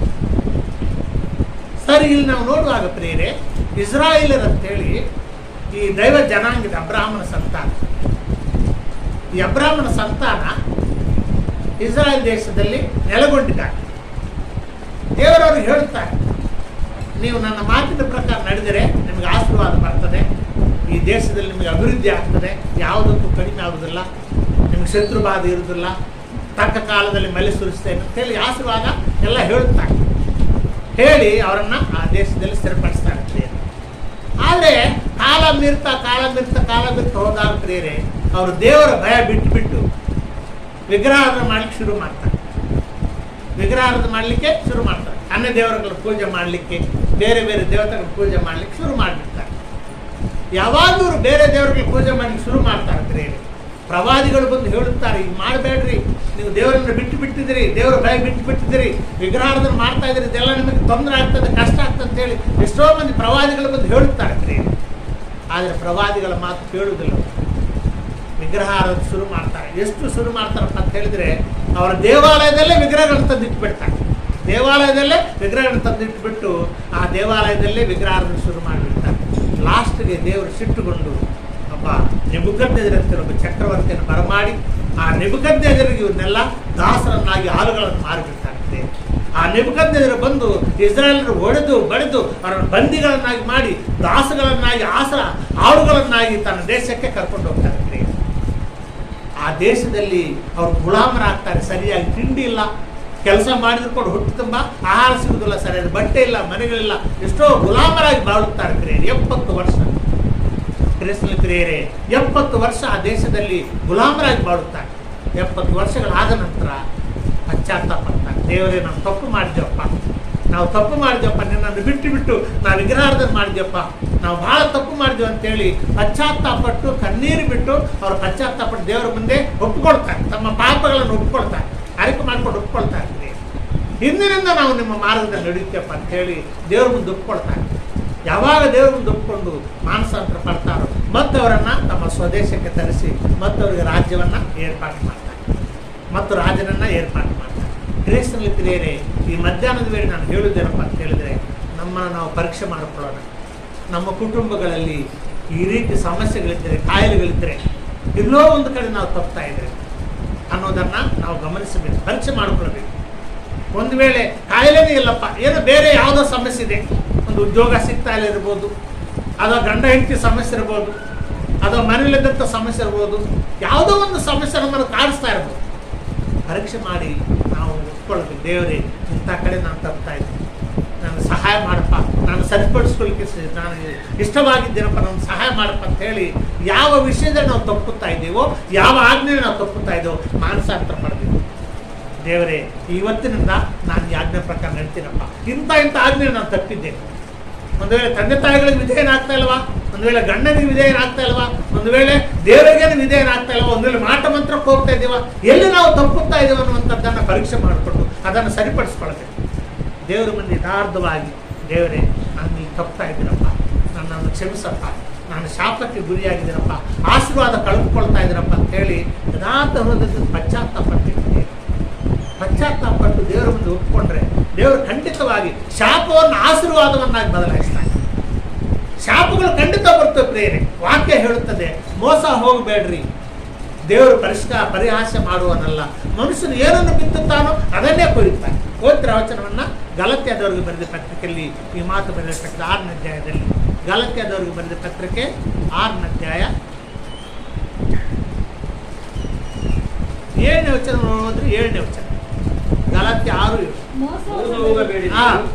ದೇವರು ತಿರಸ್ಕಾರ ಸಹಿಸುವವನಲ್ಲ, ಮನುಷ್ಯನು ಏನು ಬಿತ್ತುತ್ತಾನೋ ಅದನ್ನೇ ಕೊಯ್ಯಬೇಕು. ಆ ಮನುಷ್ಯನು ತಾನು ಏನನ್ನು ಬಿತ್ತುತ್ತಾನೋ ಅದನ್ನೇ ಕೊಯ್ಯಬೇಕು. ನಾವೇನನ್ನ ಮಾಡುತ್ತೇವೆ, ಒಳ್ಳೆಯದನ್ನು ಮಾಡಿದ್ರೆ ಒಳ್ಳೆಯದೇ ನಮಗೆ ಫಲವಾಗಿ ಬರ್ತದೆ, ಕೆಟ್ಟದ್ದು ಮಾಡಿದ್ರೆ ಕೆಟ್ಟದೇ ಫಲವಾಗಿ ಬರ್ತದೆ. ಮನುಷ್ಯನು ಏನನ್ನು ಬಿತ್ತುತ್ತಾನೋ ಅದನ್ನೇ ಕೊಯ್ಯಬೇಕು. ಅದಕ್ಕಾಗಿ ಪರೀಕ್ಷೆ ಮಾಡಿಕೊಂಡು, ನಮ್ಮನ್ನು ನಾವು ಪರೀಕ್ಷೆ ಮಾಡಿಕೊಂಡು ದೇವರ ಮುಂದೆ ಒಪ್ಕೊಳ್ಳೋದು, ದೇವರೇ ಇಂಥ ಕಡೆ ನಾನು ತಪ್ತಾ ಇದ್ದೀನಪ್ಪ, ಇಂಥ ಆಜ್ಞೆ ನಾನು ತಪ್ತಾ ಇದ್ದೀನಪ್ಪ, ನನಗೆ ಸಹಾಯ ಮಾಡಪ್ಪ, ನಾನು ನಿನ್ನ ಕಡೆಗೆ ಬರ್ತೀನಪ್ಪ, ನಿನ್ನ ಕಡೆಗೆ ತಿಳ್ಕೊಳ್ತೇನೆ ಅಂತೇಳಿ ಪದಾರ್ಥ ಮನಸ್ಸಿನಿಂದ ದೇವ್ರ ಕಡೆಗೆ ಬರಬೇಕು. ಆಜ್ಞೆ ಪ್ರಕಾರ ನಡಲಿಕ್ಕೆ ಪ್ರಾರಂಭ ಮಾಡಬೇಕು. ಕೆಲವು ಬಾರಿ ಶಕ್ತಿ ಸಿಗಲಿಲ್ಲ ಅಂದ್ರೆ ದೇವ್ರ ಶಕ್ತಿ ಕೊಡ್ತಾರೆ, ಖಂಡಿತ ದೇವ್ರ ಶಕ್ತಿ ಕೊಡ್ತಾರೆ. ಅದು ಎಂಥದೇ ಆಜ್ಞೆ ಇರಲಿ, ಎಂಥದೇ ಕಠಿಣವಾದಂಥ ಆಜ್ಞೆ ಇರಲಿ, ದೇವರ ಇದ್ರ ಪ್ರಕಾರ ನಡ್ಲಿಕ್ಕೆ ಆಗ್ತಾ ಇಲ್ಲಪ್ಪ, ನನಗೆ ಮನಸ್ಸಿದೆ, ನಡ್ಲಿಕ್ಕೆ ಮನಸ್ಸಿದೆ, ನಡ್ಲಿಕ್ಕೆ ಆಗ್ತಾ ಇಲ್ಲ, ನಮ್ಗೆ ಶಕ್ತಿ ಕೊಡಪ್ಪ ಅಂತ ಹೇಳಿದ್ರೆ ಖಂಡಿತ ಶಕ್ತಿ ಕೊಡ್ತಾರೆ. ನೋಡ್ರಿ ಪ್ರಿಯರೇ, ನಮ್ಮ ಜೀವನಗಳನ್ನು ಸುಧಾರಿಸಿಕೊಳ್ಳುವಂಥ ಸಮಯ ಇದೆ. ಪಶ್ಚಾತ್ತಾಪ ಅನ್ನೋದು ದೇವರಿಗೆ ಸಂತೋಷವನ್ನು ಮಾಡ್ತದೆ. ಒಬ್ಬ ಪಾಪಿ ಪಶ್ಚಾತ್ತಾಪ ಪಟ್ಟರೆ ಪರಲೋಕದಲ್ಲಿ ದೇವದೂತರು ಕೂಡ ಸಂತೋಷ ಪಡ್ತಾರೆ, ದೇವರು ಕೂಡ ಸಂತೋಷ ಪಡ್ತಾರೆ. ತಪ್ಪುವುದು ಸಹಜ. ಪ್ರತಿಯೊಬ್ಬ ಮನುಷ್ಯರು, ಭೂಲೋಕದಲ್ಲಿದ್ದಂಥ ಪ್ರತಿಯೊಬ್ಬ ಮನುಷ್ಯರು ಎಲ್ಲೋ ಒಂದು ಕಡೆ ತಪ್ಪುತ್ತಾರೆ. ನಾವು ಪಾಪಿಗಳಾಗಿದ್ದೇವೆ, ಪಾಪಲೋಕದಲ್ಲಿದ್ದೇವೆ, ಯಾವುದೋ ಒಂದು ಕಡೆ ನಾವು ತಪ್ಪುವುದು ಸಹಜ. ಮನುಷ್ಯರಾಗಿರುವಂಥ ನಾವು ತಪ್ಪಿ ಹೋಗ್ತೇವೆ. ಆದರೆ ತಪ್ಪಿ ಹೋಗಿದ್ದಂಥ ವ್ಯಕ್ತಿ ಅದೇ ರೀತಿ ಅದೇ ತಪ್ಪು ದಾರಿಯಲ್ಲಿರದೆ ಪಶ್ಚಾತ್ತಾಪ ಪಡಬೇಕು, ಮಾನಸಾಂತರ ಪಡಬೇಕು, ದೇವರುಗಳಿಗೆ ಬರಬೇಕು. ಕಳೆದ ವಾರ ನಾವು ಮಾತಾಡ್ತೀವಿ, ದಾರಿ ತಪ್ಪಿದ ಮಗನ ವಿಷಯದಲ್ಲಿ ಮಾತಾಡ್ತೀವಿ. ದಾರಿ ತಪ್ಪಿದ ಮಗ ತಪ್ಪು ಮಾಡಿದ್ದಾನೆ ಸತ್ಯ, ತಂದೆ ಆಸ್ತಿನ ತೆಗೆದುಕೊಂಡು ಹೋಗಿ ಹಾಳು ಮಾಡಿದ್ದಾನೆ ಸತ್ಯ. ಆದರೆ ಪಶ್ಚಾತ್ತಾಪ ಪಟ್ಟಿದ್ದಾನೆ ಪ್ರಿಯರೇ. ಪಶ್ಚಾತ್ತಾಪ ಪಟ್ಟು ಆತನ ತಂದೆ ಬಳಿ ತಿರುಗಿ ಬಂದಿದ್ದಾನೆ, ತಂದೆ ಬಳಿ ಒಪ್ಪಿಕೊಂಡಿದ್ದಾನೆ. ಅಪ್ಪ, ಪರಲೋಕಕ್ಕೆ ವಿರೋಧವಾಗಿ ನಿನ್ನ ಮುಂದೆ ನಾನು ಪಾಪ ಮಾಡಿದ್ದೇನೆ, ನಿನ್ನ ಮಗನ ಅನಿಸ್ಕೊಳ್ಳೋದಕ್ಕೆ ನಾನು ಯೋಗ್ಯನಲ್ಲ, ನನ್ನನ್ನು ಕ್ಷಮಿಸು, ನಿನ್ನ ಆಳುಗಳೆಲ್ಲ ಬಾಳಾಗಿಡುತ್ತಂತ ಹೇಳಿ ತಂದೆ ಬಳಿಯಲ್ಲಿ ಬಂದು ಪಶ್ಚಾತ್ತಾಪ ಪಟ್ಟಿದ್ದಾನೆ ಪ್ರಿಯರೇ. ವಿಶ್ವಾಸಿಗಳಾಗಿರುವಂಥ ನಾವು ಪ್ರಿಯರೇ ಈ ಲೋಕದಲ್ಲಿ ತಪ್ಪಿ ಹೋಗ್ತೀವಿ, ಅವಾಗ ದಾರಿ ತಪ್ಪುತ್ತೇವೆ. ನಾವು ತಪ್ಪುತ್ತೇವೆ ಅಂತ ಹೇಳೋದಕ್ಕಿಂತ ಸೈತಾನ ತಪ್ಪಿಸ್ತಾನೆ, ದಾರಿ ತಪ್ಪಿಸಿ ಬಿಡ್ತಾನೆ. ಯಾವಾಗ ನಾವು ದಾರಿ ತಪ್ಪುತ್ತೇವೋ ತಪ್ಪುಗಳನ್ನು ಒಂದರ ಮೇಲೆ ಒಂದು ತಪ್ಪುಗಳು ಹಾಗೆ ಹೋಗ್ತಾ ಇರ್ತಾರೆ. ಯಾವಾಗ ತಪ್ಪು ಆಗ್ತಾ ಇರ್ತಾವೋ ಆವಾಗ ನಮಗೆ ಕಷ್ಟ, ಸಂಕಟ, ತೊಂದರೆ ಬರ್ತಾ ಇರ್ತಾವೆ. ಏನನ್ನು ಬಿತ್ತುತ್ತೇವೋ ಅದನ್ನೇ ಕೊಯ್ತೀವಿ. ಇನ್ನು ಕೆಲವು ಮಂದಿ ಏನು ತಿಳ್ಕೊಳ್ತಾರಪ್ಪ ಅಂತ ಹೇಳಿದ್ರೆ, ನನ್ನ ಹಣೆ ಬರ ಇಷ್ಟೇ ಬಿಡಪ್ಪ, ನನ್ನ ಹಣೆ ಬರ ಇಷ್ಟೇ, ನಾನು ಎಷ್ಟು ಮಾಡಿದ್ರು ಕೂಡ ಇದಕ್ಕಿಂತ ಉದ್ಧಾರ ಆಗುದಿಲ್ಲ, ದೇವರು ನನ್ನ ಹಣೆ ಬರ ಈ ರೀತಿ ಬರೆದು ಬಿಟ್ಟ, ಈಗ ನನಗೆ ಏನು ಆಶೀರ್ವಾದ ಬರುವುದಿಲ್ಲ ಅಂತೇಳಿ ಕೆಲವು ಮಂದಿ ಆಶೆಗಳನ್ನೇ ಬಿಟ್ಟು ಬಿಡ್ತಾರೆ ಪ್ರಿಯರೇ. ಅದು ತಪ್ಪು ಪ್ರಿಯರೇ. ಬೈಬಲ್ನಲ್ಲಿ ಆ ರೀತಿ ಇಲ್ಲ. ದೇವರು ಹಣೆ ಬರ ಬರೀತಾರೆ ಅನ್ನೋದು ಬೈಬಲ್ ಪ್ರಕಾರ ಸರಿಯಲ್ಲ ಪ್ರಿಯರೇ. ದೇವರು ಯಾರಿಗೂ ಕೂಡ ಇವನು ಕಷ್ಟದಲ್ಲಿ ಬದುಕಲಿ, ಸಂಕಟದಲ್ಲಿ ಬದುಕಲಿ, ಇವನು ಜೀವನ ಪರ್ಯಂತ ಇವನು ಒದ್ದಾಡ್ತಾನೆ ಬದುಕಲಿ ಅಂತೇಳಿ ದೇವರು ಯಾರಿಗೂ ಬರುವುದಿಲ್ಲ ಪ್ರಿಯರೇ. ನಾವೇ ಬರೆದುಕೊಳ್ತೇವೆ ನಮ್ಮ ಜೀವನವನ್ನ. ಈ ದಿನ ನಾವೇನು ಮಾಡ್ತೇವೋ, ಒಂದು ಒಳ್ಳೆಯದನ್ನು ಮಾಡಿದ್ರೆ ಒಂದು ವಾರದ ಒಳಗಾಗಿ ಅದು ಆಶೀರ್ವಾದ ಬಂದೇ ಬರ್ತದೆ. ಈ ದಿನ ನಾವು ಯಾವುದಾದ್ರೂ ಒಂದು ಒಳ್ಳೇದು ಮಾಡಿದ್ವಿ ತಿಳ್ಕೊಂಡು, ಒಂದು ವಾರದ ಒಳಗೆ, ಒಂದು 10 ದಿನದ ಒಳಗೆ ಆಶೀರ್ವಾದ ಬಂದೇ ಬರ್ತದೆ. ಒಂದು ವೇಳೆ ಈ ದಿನ ಒಂದು ತಪ್ಪು ಮಾಡಿದ್ರೆ ಒಂದು 10 ದಿನದ ಒಳಗಾಗ ತಪ್ಪಿನ ಒಂದು ಶಿಕ್ಷೆ ಬಂದೇ ಬರ್ತದೆ. ದೇವರು ಎಲ್ಲವನ್ನು ಪರೀಕ್ಷೆ ಮಾಡಿ ನೋಡ್ತಾ ಇರ್ತಾರೆ ಪ್ರಿಯರೇ. ಕಣ್ಣನ್ನು ಮಾಡಿದವನು ಕಾಣುವುದಿಲ್ಲವೋ, ಕಿವಿಗಳನ್ನು ಮಾಡಿದವನು ಕೇಳುವುದಿಲ್ಲವೋ ಅಂತ ಬರ್ತಿದೆ. ದೇವರು ಯಾರಿಗೂ ಕೂಡ ಹಣೆ ಬರ ಬರೆಯುವುದಿಲ್ಲ ಪ್ರಿಯರೇ. ದೇವರು ಒಂದು ವೇಳೆ ಬರೆಯುವುದಾದರೆ ಭವಿಷ್ಯತ್ರೊಳಗೆ ಹೋಗ್ತಾನೆ. ಭವಿಷ್ಯತ್ರಲ್ಲಿ ಹೋಗಿ ಅವನು ಎಂಥ ಕಾರ್ಯ ಮಾಡ್ತಾನೆ, ಬುದ್ಧಿವಂತನಾಗ್ತಾನೋ ಕೆಟ್ಟವನಾಗ್ತಾನೋ, ಅವನು ಒಳ್ಳೆಯವನಾಗ್ತಾನೋ ಅಥವಾ ಒಳ್ಳೆ ಜ್ಞಾನಿ ಆಗ್ತಾನೋ ಅಜ್ಞಾನಿ ಆಗ್ತಾನೋ ಅಂತ ನೋಡಿ ಬಂದು ಆಮೇಲೆ ಬರೀತಾನೆ. ಇವನು ಇಂಥವನು ಆಗ್ತಾನೆ ಅಂತೇಳಿ ಆಮೇಲೆ ಬರೀತಾನೆ. ದೇವರು ಯಾರಿಗೂ ಕೂಡ ಇವನು ಬಡವನಾಗಬೇಕು, ಇವನು ಕುರುಡನಾಗಬೇಕು, ಇವನು ಕುಂಟನಾಗಬೇಕು ಆ ರೀತಿ ಬರೆಯುವುದಿಲ್ಲ ಪ್ರಿಯರೇ. ಆ ರೀತಿ ಇಲ್ಲ. ದೇವರ ವಾಕ್ಯ ಹೇಳುತ್ತದೆ, ನಾವೇ ನಮ್ಮ ಹಣೆ ಬರ ಬರೆಸ್ಕೊಳ್ತೇವೆ. ನಾವು ಒಳ್ಳೆಯದನ್ನು ಮಾಡಿದ್ರೆ ಒಳ್ಳೆ ಆಶೀರ್ವಾದಗಳು ಬರ್ತವೆ, ಕೆಟ್ಟವನ್ನು ಮಾಡಿದ್ರೆ ಕೆಟ್ಟ ಶಾಪಗಳು ನಮ್ಮ ಮೇಲೆ ಬರ್ತವೆ. ಇವಾಗ ನಾವು ಮಾತಾಡುವುದೇನಪ್ಪ ಅಂತ ಹೇಳಿದ್ರೆ, ಶಾಪಗಳನ್ನು ಕೂಡ ಆಶೀರ್ವಾದಗಳನ್ನು ಬದಲಾಯಿಸ್ತಾ ಇದ್ದೇವೆ. ಪರೀಕ್ಷೆ ಮಾಡಿ ನೋಡಿ, ನಿನ್ನ ಕುಟುಂಬದಲ್ಲಿ ಏನಾಗಿದೆ, ನಿಮ್ಮ ಕುಟುಂಬದಲ್ಲಿ, ನಿನ್ನ ಜೀವನದಲ್ಲಿ ಏನಾಗಿದೆ. ಏನಾದರೂ ಒಂದು ಶಾಪ ಇದೆಯಾ, ಏನಾದರೂ ಒಂದು ಕಷ್ಟ ಇದೆಯಾ, ಏನಾದರೂ ಒಂದು ತೊಂದರೆ ಇದೆಯಾ? ಎಷ್ಟು ಮಾಡಿದ್ರು ಕೂಡ ಆ ಸಮಸ್ಯೆ ಪರಿಷ್ಕಾರ ಆಗ್ತಾ ಇಲ್ಲವ. ಆವಾಗ ತಿಳ್ಕೊಳ್ಳೋದು, ಎಲ್ಲೋ ನಾನು ತಪ್ತಾ ಇದ್ದೇನೆ, ಎಲ್ಲೋ ನನ್ನಿಂದ ತಪ್ಪಾಗಿದೆ. ದೇವರ ಮುಂದೆ ಮನಗಾಲುವಲ್ಲಿ ಕಣ್ಣೀರು ಬಿಡಿ. ದೇವರೇ, ನನ್ನ ಜೀವನ ಹೀಗಾಗಿದೆ, ನನ್ನ ಸಂಸಾರ ಹೀಗಾಗಿದೆ, ನನಗೆ ಸಹಾಯ ಮಾಡಪ್ಪ, ಒಂದು ವೇಳೆ ನಾನು ಮಾಡಿದಂಥ ತಪ್ಪಿನಿಂದ ಈ ರೀತಿ ಆಗಿರ್ಬೋದು, ಸಹಾಯ ಮಾಡಪ್ಪ, ಈ ಶಾಪವನ್ನು ಆಶೀರ್ವಾದವನ್ನಾಗಿ ಬದಲಾಯಿಸಪ್ಪ ಅಂತೇಳಿ ದೇವ್ರ ಮುಂದೆ ಪ್ರಾರ್ಥನೆ ಮಾಡಿ. ದೇವರು ಇಸ್ರಾಯೇಲರಿಗೆ ಆ ಶಾಪಗಳನ್ನು ಆಶೀರ್ವಾದಗಳನ್ನು ಬದಲಾಯಿಸಿದ್ದಾರೆ. ಇಸ್ರಾಯೇಲರ ಮೇಲೆ ಬಂದಿರುವಂಥ ಶಾಪಗಳನ್ನು ಆಶೀರ್ವಾದಗಳನ್ನಾಗಿ ಬದಲಾಯಿಸಿದ್ದಾರೆ. ನಾವು ಕೂಡ ಯಥಾರ್ಥವಾಗಿ ಪಶ್ಚಾತ್ತಾಪಟ್ಟು ದೇವರೇ ನಾನು ಮಾನಸಾಂತರ ಮಾಡ್ತಾ ಇದ್ದೀನಿ, ಇನ್ನು ಮುಂದೆ ನಾನು ಈ ಹಾದಿ ಹೋಗುದಿಲ್ಲಪ್ಪ, ಇನ್ನು ಮುಂದೆ ನಾನು ಈ ತಪ್ಪು ಮಾಡುದಿಲ್ಲಪ್ಪ, ಇಂಥ ಗಳಿಗೆ ಮಾಡಿದ ಸತ್ಯ, ಇನ್ನು ಮುಂದೆ ನಾನು ಅದನ್ನು ಮಾಡುವುದಿಲ್ಲ, ನಾನು ನಿನ್ನ ಹಾದಿಗೆ ಬರ್ತಾ ಇದ್ದೀನಪ್ಪ, ನನ್ನನ್ನು ಕ್ಷಮಿಸಪ್ಪ, ನನ್ನನ್ನು ಕೈ ಹಿಡಿದು ನಡೆಸಪ್ಪ ಅಂತೇಳಿ ದೇವರ ಮುಂದೆ ನಾವು ಬೇಡಿಕೊಂಡು ಆಜ್ಞೆಗಳ ಪ್ರಕಾರ ಮತ್ತು ಪರೀಕ್ಷೆ ಮಾಡಿಕೊಂಡು ಆಜ್ಞೆ ಪ್ರಕಾರ ನಡಲಿಕ್ಕೆ ಶುರು ಮಾಡಿದ್ರೆ ಆ ಶಾಪ ಆಶೀರ್ವಾದವಾಗಿ ದೇವರು ಬದಲಾಯಿಸ್ತಾ ಇರ್ತೀರಿ. ಎಷ್ಟೋ ಮಂದಿ ಬೈಬಲಿನಲ್ಲಿ ವ್ಯಕ್ತಿಗಳನ್ನು ನಾವು ನೋಡ್ತಿರ್ತಿದ್ದೇವೆ, ದೇವರು ಆ ರೀತಿ ಆಶೀರ್ವದಿಸಿದ್ದಾರೆ. ಎಷ್ಟೋ ಮಂದಿಯನ್ನ ಆ ರೀತಿ ದಾರಿ ತಪ್ಪಿದವರನ್ನ ಆಶೀರ್ವಾದ ಮಾಡ್ತಾ ಇರ್ತೀವಿ. ಜಕ್ಕಾಯ್ ಅಂತೇಳಿ ಒಬ್ಬ ವ್ಯಕ್ತಿ ಇದ್ದ, ಲೋಕನ ಬರೆದಿರುವ ಸುವಾರ್ತೆಯಲ್ಲಿ ಜಕ್ಕಾಯನ್ ಅಂತೇಳಿ ಒಬ್ಬ ವ್ಯಕ್ತಿ ಇದ್ದ. ಅವನು ಪಾಪಿ ಅಂತೇಳಿ ಊರೆಲ್ಲರೂ ಹೇಳ್ತಾರೆ, ಅವನು ಪಾಪಿ ಪಾಪಿ ಅಂತೇಳಿ. ಯಾಕಂದ್ರೆ ಯೇಸು ಸ್ವಾಮಿ ಅವನ ಮನೆಗೆ ಹೋದಾಗ ಊರಿನಲ್ಲಿದ್ದಂಥವ್ರೆಲ್ಲ ಏನಂತ ಹೇಳಿದ್ದಾರೆ, ಇವನು ಪಾಪಿ ಆದಂಥ ಮನುಷ್ಯರ ಬಳಿಯಲ್ಲಿ ವಾಸ ಮಾಡ್ಲಿಕ್ಕೆ ಹೋಗಿದ್ದಾರೆ ಅಂತೇಳಿ ಊರಿನ ಜನ ಹೇಳ್ತಿದ್ದಾರೆ. ಆ ಊರಿನ ಜನ ಎಲ್ಲರೂ ಕೂಡ ಜಕ್ಕಾಯನನ್ನ ಪಾಪಿ ಪಾಪಿ ಪಾಪಿ ಅಂತ ಹೇಳುತ್ತಾರೆ. ಆದರೆ ತಿಳಿಸಲಿಕ್ಕೆ ಅವನು ಕೂಡ ಯೇಸು ಸ್ವಾಮಿ ಬಂದು ಒಪ್ಪಿಕೊಂಡ, ಯಾರಿಗಾದ್ರೂ ನಾನು ಅನ್ಯಾಯ ಮಾಡಿದ್ದಿದ್ರೆ 4 ಪಟ್ಟು ಕೊಡ್ತೇನೆ, ನಾನು ಆಸ್ತಿಯಲ್ಲಿ ಅರ್ಧ ಭಾಗ ಬಡವರಿಗೆ ಕೊಟ್ಟು ಬಿಡ್ತೇನೆ, ಯಾರಿಗಾದ್ರೂ ಅನ್ಯಾಯ ಮಾಡಿದ್ರೆ ಅವ್ರಿಗೆ 4 ಪಟ್ಟು ಕೊಡ್ತೀನಿ ಅಂತೇಳಿ ಪಶ್ಚಾತ್ತಾಪಟ್ಟು ಯೇಸು ಸ್ವಾಮಿ ಒಪ್ಪಿಕೊಡ್ತಾರೆ. ಕ್ರಿಸ್ತರೇ ಅವನ ಮೇಲೆ ಬಂದಿರುವಂಥ ಶಾಪಗಳನ್ನು ಆಶೀರ್ವಾದಗಳನ್ನು ಬದಲಾಯಿಸ್ತಾರೆ.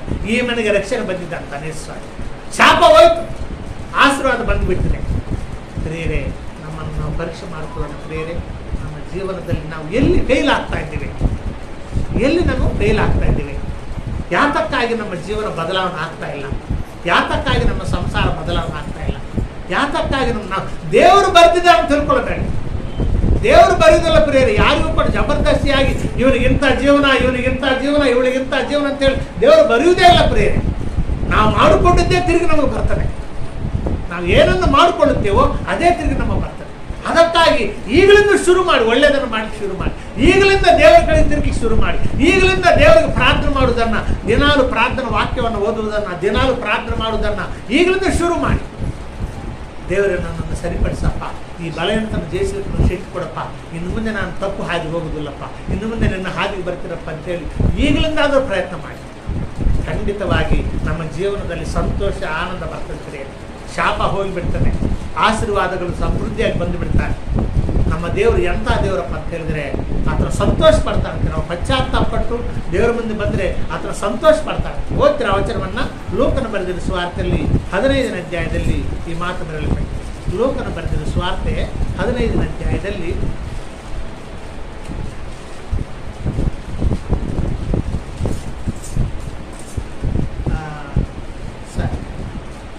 ಪರಲೋಕದಲ್ಲಿ ತಂದೆ ಸಂತೋಷ ಪಡ್ತಾರೆ.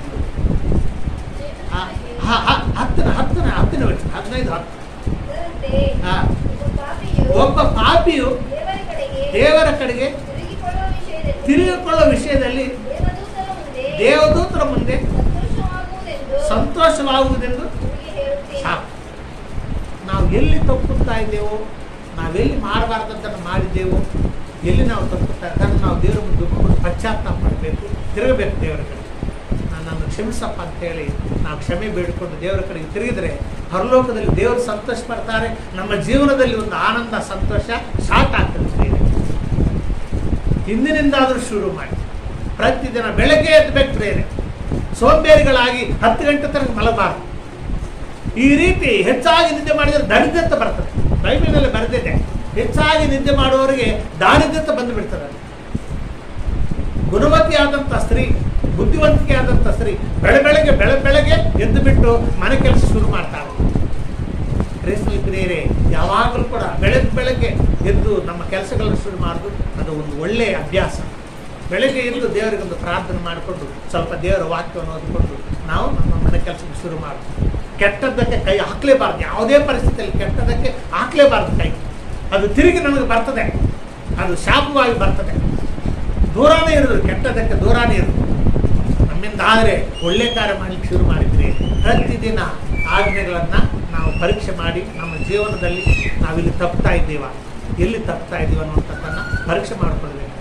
ಈ ದಶಾಜ್ಞೆಗಳನ್ನು ಕೊಟ್ಟಿದ್ದು ಯಾಕಪ್ಪ ಅಂತ ಹೇಳಿದರೆ ಭೂಲೋಕದಲ್ಲಿ ನಾವು ಸುಖವಾಗಿ ಬಾಳುವುದಕ್ಕೆ, ಶಾಂತಿ ಸಮಾಧಾನದಿಂದ ಬಾಳುವುದಕ್ಕಾಗಿ ಈ ಧರ್ಮಶಾಸ್ತ್ರವನ್ನು ದಶಾಜ್ಞೆ ಕೊಟ್ಟಿದ್ದಾರೆ. ಪರಲೋಕಕ್ಕೆ ಹೋಗ್ಲಿಕ್ಕಲ್ಲ.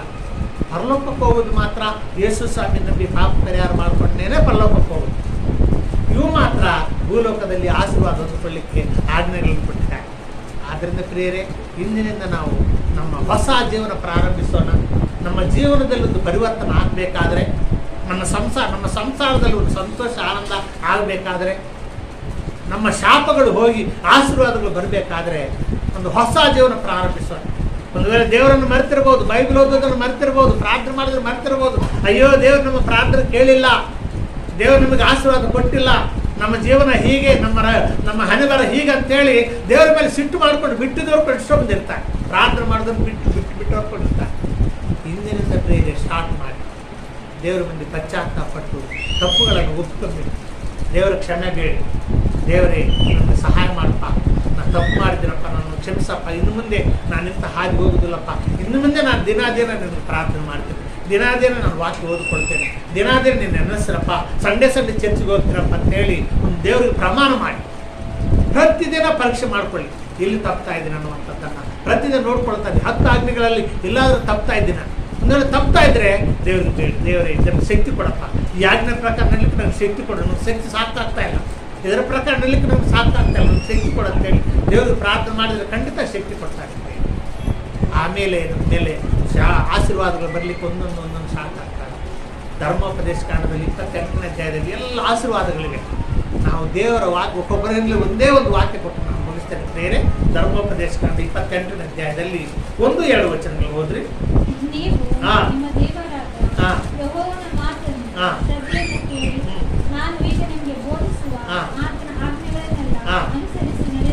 ಆತನ ಆಜ್ಞೆಗಳನ್ನೆಲ್ಲ ಅನುಸರಿಸಿ ನಡೆದರೆ ಆತನು ಭೂಮಿಯ ಮೇಲಿರುವ ಎಲ್ಲ ಜನಾಂಗಗಳಿಗಿಂತಲೂ ನಿಮ್ಮನ್ನು ಉನ್ನತ ಸ್ಥಿತಿಗೆ ತರುವ ನಿಮ್ಮ ದೇವರಾದ ಯೆಹೋವನ ಮಾತಿಗೆ ಕಿವಿಗೊಟ್ಟು ನಡೆದರೆ ಈ ಶುಭಗಳೆಲ್ಲ ಸಾಕು. ಅದರಿಂದ ಕೆಳಗಡಿವೆ ಎಲ್ಲ ಆಶೀರ್ವಾದ.